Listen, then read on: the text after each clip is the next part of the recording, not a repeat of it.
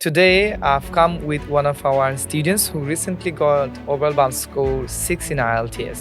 Mentally and physically দোনো থেকেই support পেয়েছি। ফোবিয়া কাজ করা থেকে বেশি এক্সাইটমেন্ট হওয়া দরকার।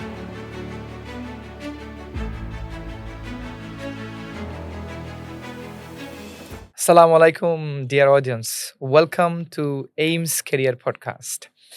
So, today I've come with one of our students who recently got overall band score 6 in IELTS. So, আমরা শুনবো what's the story actually behind this and how did he achieve this score, right? So, দেরি না করে আমরা শুরু করি। Yes, আপনার নামটা যদি বলতেন please. Sir my full name is Mohammad Zubair Islam Nabil. মাশাআল্লাহ। So, I'll call you Nabil, okay? Sir So, Nabil, score আসলে 6 পেয়েছো। Are you happy? Over happy sir. Over happy, যেটা okay. হ্যাঁ, ক্লাউড 9 যেটা হয়। Cloud 9, okay. G. Thank you very much.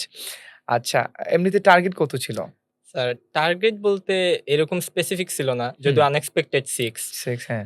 ইচ্ছা ছিল আরো বেশি, তবে বেশি আমার দেওয়া। ওই লেভেলে প্র্যাকটিসটা করা হয় নাই। আচ্ছা।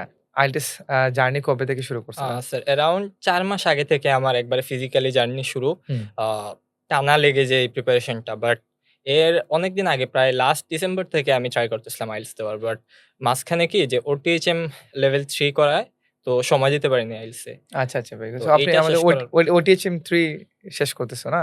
জি স্যার। ডান করছো। ওকে, ভেরি গুড, ওকে। এখন আমার প্রশ্ন হচ্ছে, এই যে IELTS এ 6 পেতে এইমস ইংলিশের যে সাপোর্টটা, কোন সাপোর্ট গুলো আসলে বেশি হেল্পফুল ছিল? মেন্টালি অ্যান্ড ফিজিক্যালি দোনো থেকেই সাপোর্ট পেয়েছি।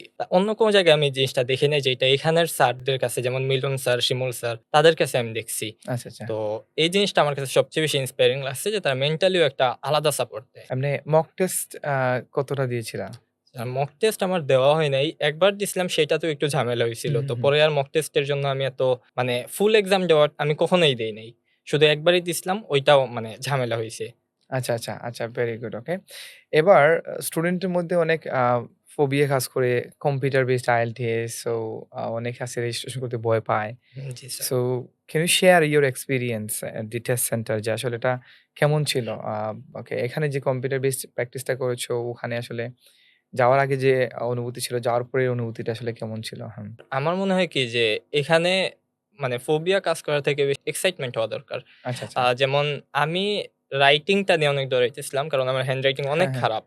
তো মানে কম্পিউটার বেসড আইএলটিএস দেওয়ায় লাভটা হইছে কি যে আমার টাইপিং ফাস্ট ছোট থেকেই কম্পিউটারে। হুম। তো এটার জন্য ইউজড টু ছিলাম। তো হুম। আমার মনে হইছে যে আমার একটা প্লাস পয়েন্ট এইটাই যে আমি কম্পিউটার বেসড দিছি। আর সবাই যে ডরায়, আমার মনে হয় এইটা আরো বেটার।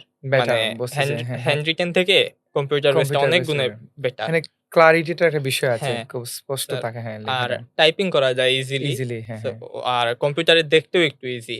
খাতায় হাতে কলমে হইলে কি আপনার কাটাকাটি হয়, এইটা হয়। এটা নিয়ে আরো মানুষ ডরায় যে এটার জন্য হুম। আমার কি কোনো মার্ক কাটবে নাকি? যদিও এটা নিয়ে কোনো ইস্যু না, যে আপনার কাটাকাটি বা খারাপ হ্যান্ডরাইটিং অন্তত বুঝা লাগে যে এক্সাক্টলি। কিরকম লেখাটা। বাট কম্পিউটার বেসডে আপনার শান্তি লাগে একটা দিতে, যে কোনো ধরনের প্রবলেম নাই, কোনো ইস্যু নাই ঐরকম। What's your future plan? A sir future plan বলতে, যেহেতু ওটিএইচএম করছি, হুম। ইউকের জন্যই ট্রাই করব, বাট আল্লাহ যা দেন কপালে ইনশাআল্লাহ। ইনশাআল্লাহ। ঠিক আছে। কোন জি। ইনটেকে যাওয়ার ইচ্ছা আছে? স্যার সেপ্টেম্বর ট্রাই করতেছিলাম, বাট সেপ্টেম্বরে হয়তো পারব না। তাই জানুয়ারির জন্য এখন বর্তমানে। এইমস এডুকেশন সবসময় সাথে আছে। ঠিক আছে? আমাদের জি, এখান থেকে ইনশাআল্লাহ আমরা ওকে প্রসেস করে দিব।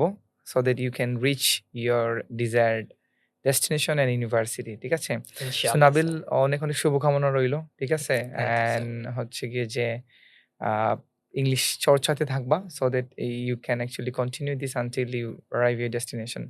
So good luck Nabil. And নাবিলের মতো যারা আসলে ওকে স্কোর নিয়ে দুশ্চিন্তায় ছিলা, I would say AIMS is going to be your best options. So just feel free to reach out us for any sort of support regarding your IELTS journey. Would be there to help you. Thank you very much.